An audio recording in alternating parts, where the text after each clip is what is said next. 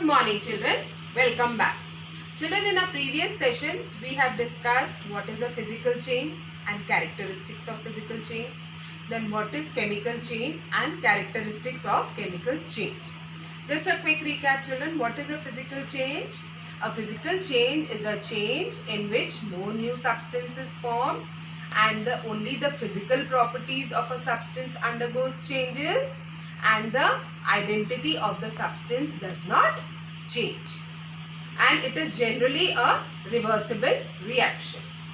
Whereas what is chemical change? A chemical change is a change in which a new substance is formed, physical as well as chemical properties of a substance changes and the identity of the substance also changes. So this is, we can also say that by giving these points we can also define as well as give differences between a physical change and a chemical change. Now children, next topic that is given in your book is few examples of chemical changes. So each example we will discuss in detail. The very first example that is given is we will take a magnesium ribbon and burn it. That is, we will take a magnesium ribbon and bring it near a fire. So what will happen? This magnesium ribbon will burn completely to form whitish ash, or magnesium will react with oxygen or combine with oxygen to form magnesium oxide. Now children, at this level you are not supposed to learn or worry about balancing the equation. Okay, this arrow represents that it becomes. That means magnesium combines with oxygen to form magnesium oxide. Now to this ash, if we add water, a few drops of water or about little water to form a paste of magnesium hydroxide.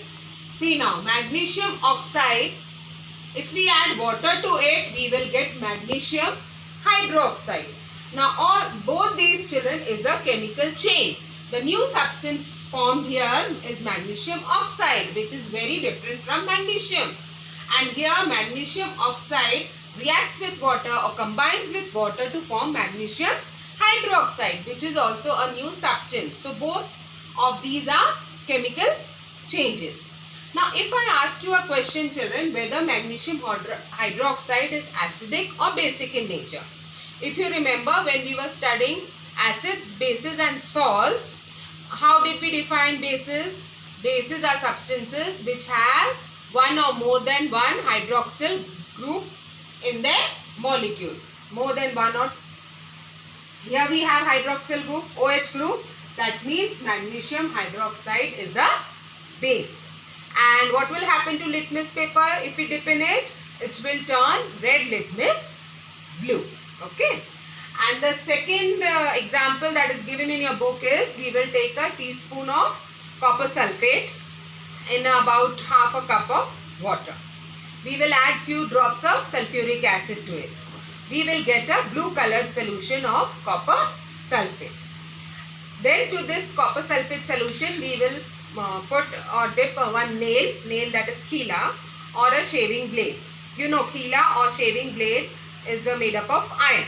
After few hours, like you will observe that blue solution turns green. Why?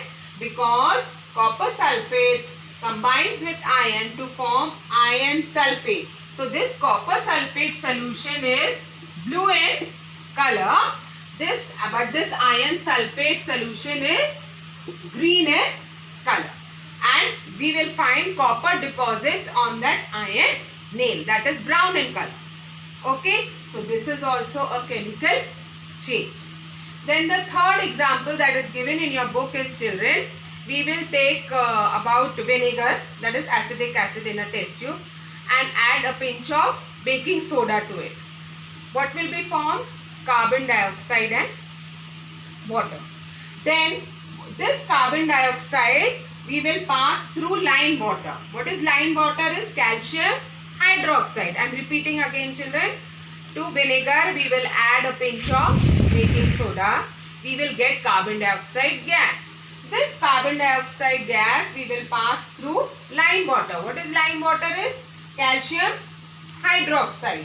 This CO2 gas is passed through lime water, we will get calcium carbonate and water.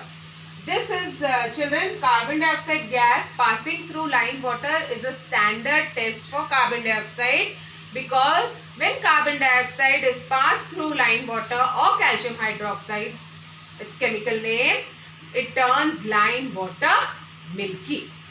Okay. So this is the standard test for carbon dioxide. I hope children all these 3 examples are clear to you. In our next video, we will discuss importance of chemical changes. Till then, thank you and God bless.